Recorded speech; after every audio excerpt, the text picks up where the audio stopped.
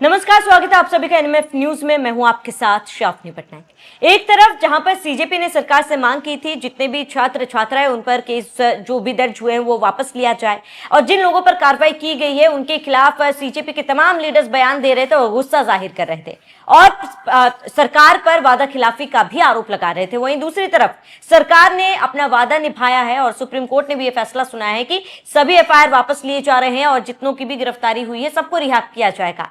लेकिन इसी बीच दिल्ली पुलिस ने एक बड़ी कार्रवाई की है और बड़ा खुलासा किया है उस आंदोलन को लेकर और प्रदर्शन को लेकर, प्रदर्शनकारियों को लेकर कि किस तरीके से भीड़ जुटी, किस तरीके से हमला हुआ, तमाम चीजों को लेकर जो खुलासा दिल्ली पुलिस ने किया है उसको सुनकर आप खुद हैरान हो जाएंगे।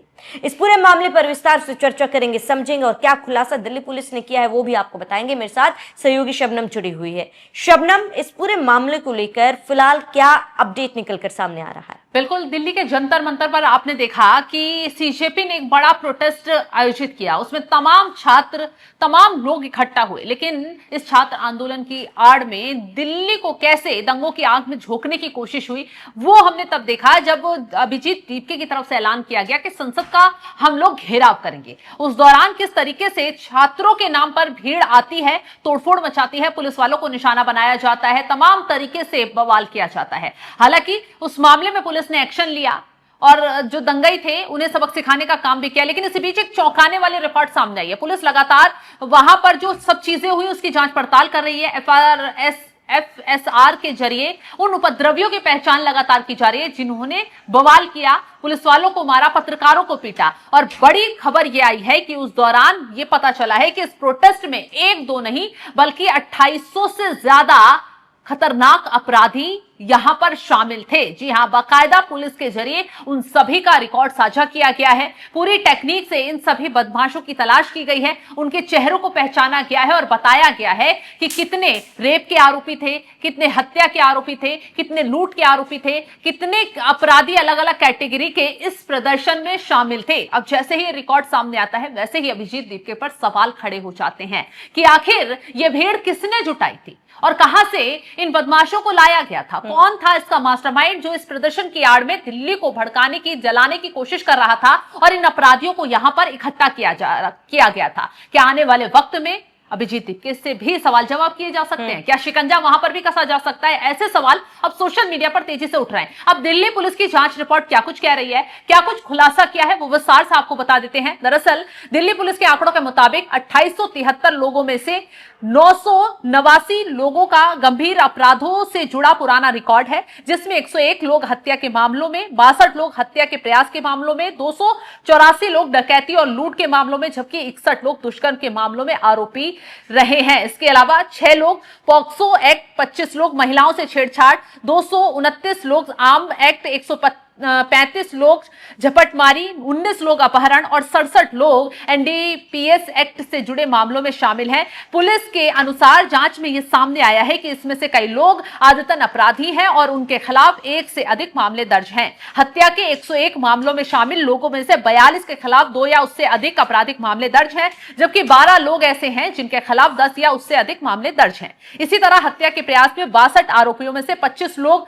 2 या उससे अधिक मामलों में शामिल पाए गए हैं। डकैती और लूट की बात करें तो 284 मामलों में शामिल लोगों में 155 के खिलाफ 2 या उससे अधिक मामले दर्ज हैं, जबकि 31 लोग 10 या उससे अधिक मामलों में आरोपी हैं। दुष्कर्म के मामलों की बात करें तो 61 लोगों में से 8 के खिलाफ 1 से अधिक मामले दर्ज हैं। महिलाओं के खिलाफ अपराधों में शामिल 25 लोगों में से 6 लोग 2 या उससे अधिक मामलों के आरोपी हैं। एनडीपीएस एक्ट से जुड़े 67 मामलों में 9 के खिलाफ 1 से अधिक मामले दर्ज हैं। तो अब आप अंदाजा लगा सकते हैं कि कितने गंभीर अपराधों में शामिल अपराधी, खतरनाक अपराधी दिल्ली के जंतर मंतर पर घूम रहे थे। सोचिए, अभी हाल फिलहाल में एक पूर्व विधायक की बेटी के जरिए भी गंभीर आरोप लगाए गए कि जिस वक्त वो सीजेपी के प्रोटेस्ट में शामिल थी उस दौरान उसके साथ छेड़छाड़ की कोशिश की गई, उसने विरोध किया, उस शख्स को थप्पड़ मारा तो उस लोगों ने वहां पर उसी लड़की को घेर लिया। बाकायदा वो सामने आई, कैमरे पर यह आरोप लगाए। हालांकि उनका नाम रिवील नहीं किया जा रहा है, किस विधायक की बेटी है, पूर्व विधायक की बेटी कौन है, वो चीज रिवील नहीं की जा रही, लेकिन उनके आरोपों को तेजी से वायरल किया जा रहा है। शबनम, यहाँ पर हैरानी की बात यह है कि ये जो सीजेपी लीडर्स हैं वो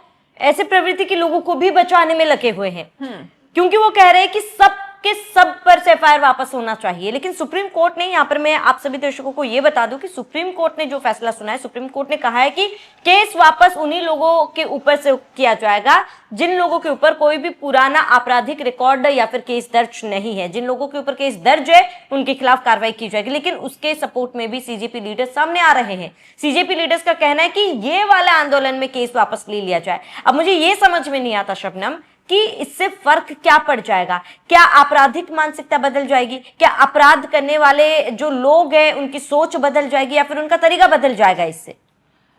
पहले श्रावणी, सीजेपी के जो प्रवक्ता थे सौरभ दास, उनके जरिए कहा गया था कि इस प्रोटेस्ट में जो लोग दंगा फैला रहे हैं, जो फसाद कर रहे हैं, जो पुलिस वालों को निशाना बना रहे हैं, पत्रकारों को मार रहे हैं, वो हमारे सपोर्टर नहीं हो सकते, मतलब सीजेपी के वो प्रदर्शनकारी नहीं हो सकते। पहले ये कहा गया। लेकिन उसके बाद जब एक के बाद ऐसे लोगों पर अलग अलग राज्यों में एफआईआर दर्ज होती है तो सौरभ दास क्या, पूरी कांग्रेस जनता पार्टी की जो लीडरशिप है वो सामने आती है और सरकार से कहती है कि वादा खिलाफी मत कीजिए। इन लोगों के खिलाफ जो एफआईआर दर्ज हो रही है ये सब छात्र हैं और एफआईआर को वापस ली जाए, नहीं तो हम दोबारा से प्रदर्शन करेंगे। इस तरीके की बातें कर कहीं ना कहीं ये दिखाया गया कि जितने भी लोग हैं उसके बचाव में कांग्रेस जनता पार्टी की जो लीडरशिप है वो खड़ी हुई नजर आ रही है।